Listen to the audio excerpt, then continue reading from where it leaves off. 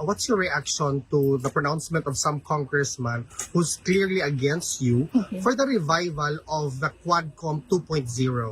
We are not surprised.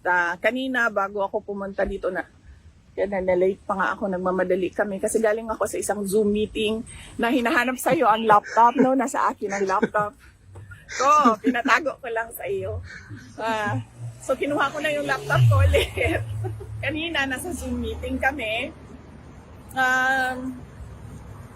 Yun ang dinidiscuss namin. No? Kasama ka na Secretary Harry Roque, no? Na hindi ito titigil. So, wag tayong mag-expect na bago yung Congress ay titigil sila sa pangangatake nila. So, tutuloy-tuloy pa rin yung paghahabol nila sa iyo at tutuloy-tuloy yan na tambakan kanila ng kaso. Yan din yung sinabi ko sa mga ka-meeting ko kanina.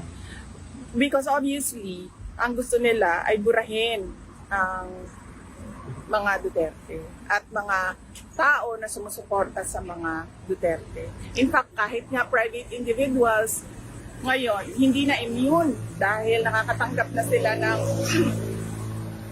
mga letters galing sa BIR o kung ano man yung pwedeng kahanapan ng pagkakamali sa kanila. Yon.